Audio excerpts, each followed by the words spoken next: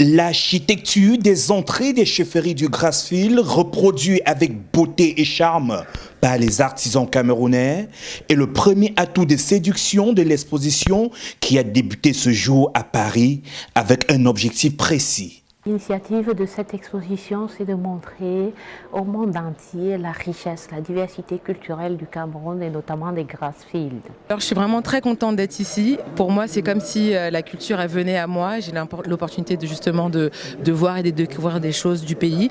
En revanche, j'espère réellement que ces œuvres-là rentreront de là où elles viennent justement. L'exposition qui s'étend sur 2000 mètres carrés avec 240 œuvres culturelles et cultuelles prêtées dans les chefferies et chez les notables des régions de l'Ouest et du Nord-Ouest y retourneront à la fin de cette exposition. Il y a 230 objets à peu près qui sont partis du Cameroun, avec l'accord des chefs, des conventions de prêt qui ont été signées, et ils vont tous retourner au Cameroun une fois l'exposition terminée. L'exportation des œuvres n'a été possible que grâce à la collaboration de la représentation diplomatique de la France au Cameroun et les chefs traditionnels.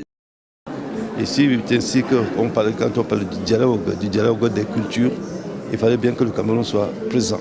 Nous sommes venus ici pour le dialogue des cultures.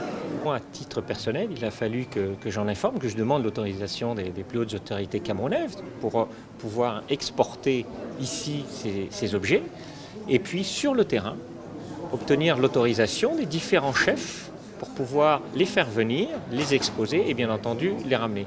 L'ouverture de l'exposition sur la route des chefferies du Cameroun de ce jour a été aussi un moment de vibration des rythmes des différents aires géographiques du Cameroun par le ballet de la diaspora camerounaise. L'un des temps forts de cette exposition qui ira jusqu'au mois de juillet sera la parade royale des civilisations avec la présence de 50 rois, reines, princes et princesses venus du Cameroun pour un moment de dialogue des cultures. C'est donc ici au musée de Quai-Branly Jacques Chirac, situé dans le 7e arrondissement, que l'association Route des Chefferies a ouvert à la presse ce matin l'exposition dénommée du visible à l'invisible. Nous avons aussi noté la participation de plusieurs autres hommes et femmes de médias qui sont venus découvrir la richesse, l'immensité de la culture, du patrimoine matériel et immatériel du Cameroun.